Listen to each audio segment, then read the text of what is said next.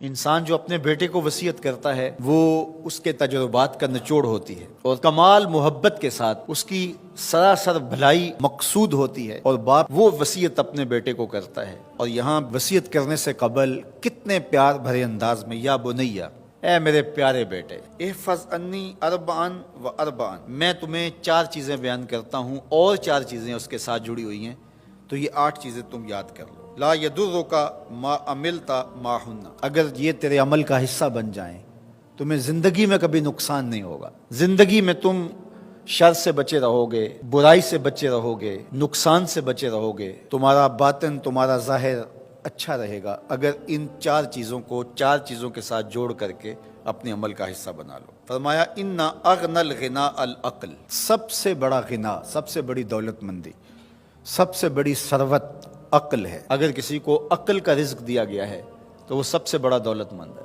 اگر اس کے پاس مال و متاع بہت سارے ہیں لیکن بے وقوف ہے تو وہ دولت مندی نہیں ہے۔ وَأَكْبَرُ الْفَقْرِ الْحُمْقُ، اور سب سے بڑا فقر اور سب سے بڑی محتاجی جہالت ہے۔ سب سے بڑی دولت مندی عقل ہے، اور سب سے بڑی غربت، سب سے بڑی غریبی اور سب سے بڑا فقر اور محتاجی بے وقوفی ہے۔ وَأَوْحَشَ الْوَحْشَةُ الْعُجْبُ، اور سب سے بڑی وحشت تنہائی عجب ہے، خود پسندی ہے، اپنے آپ کو دیکھنا کہ میں بہت کچھ ہوں۔ جو شخص اپنے آپ کو دیکھتا رہتا ہے اور وقت اپنے آپ کو ہی لوگوں کے سامنے پیش کرتا رہتا ہے بنا سنوار کے، وہ تنہا ہو جاتا ہے۔ لوگ اس کی ان خوبیوں کا بھی انکار کر دیتے ہیں جو خوبیاں واقعتاً اس کے اندر موجود ہوتی ہیں۔ اگر پاؤ ہے تو اپنے آپ کو سیر نہ بتاؤ، لوگ پاؤ کا بھی انکار کر دیں گے۔ تو جو جس حالت میں ہو وہی حالت لوگوں کے سامنے ہونی چاہیے، بلکہ اس سے اگر کم ہو۔ شیخ سعدی نے ایک بڑی خوبصورت بات لکھی کہ تم برے ہو لوگ تجھے نیک سمجھیں یہ بری بات ہے، لیکن تم نیک ہو اور لوگ تجھے برا سمجھیں تو کوئی فرق نہیں پڑتا، تم اللہ کی نظر میں نیک ہو۔ اس لیے تم اگر سیر ہو اور لوگ تمہیں پاؤ سمجھے تو کوئی فرق نہیں پڑتا، لیکن اگر تم اپنے آپ کو پیش کر رہے ہو تو لوگ تمہاری اس حیثیت کا بھی انکار کر دیں گے جو تمہیں حاصل ہے۔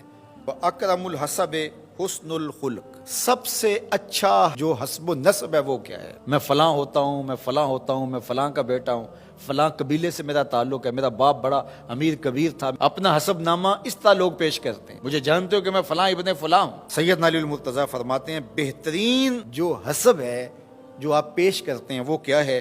حسن الخلق، تمہارے اخلاق کیسے ہیں، تمہارا خلق گواہی دے گا کہ تم اچھے خاندان کے چشم و چراغ۔ مشکانست کے خود ببوئت نہ کہ عطار بگوئت۔ فارسی کا ایک مقولہ ہے کہ خوشبو وہ ہوتی ہے جو خود بتائے کہ میں خوشبو ہوں۔ خوشبو بیچنے والا بتاتا پھرے ذرا سونگھ کے دیکھیے یہ بڑی اچھی خوشبو ہے، ذرا سونگھیے، کہا یہ بتانے کی ضرورت نہیں۔ حضرت علی المرتضیٰ فرماتے ہیں تمہارے خلق کی خوشبو سے لوگ سمجھ جائیں گے یہ کون ہے، تمہارے اخلاق اتنے اچھے ہوں کہ لوگ پہچان جائیں تم کون ہے۔ تو بہترین حسب و نسب کیا ہے؟ اپنے بیٹے حضرت امام حسن رضی اللہ تعالیٰ عنہ کو بتا رہے ہیں۔ مجھے بتائیے امام حسن سے بہتر نسب اور حسب کس کا ہو سکتا ہے؟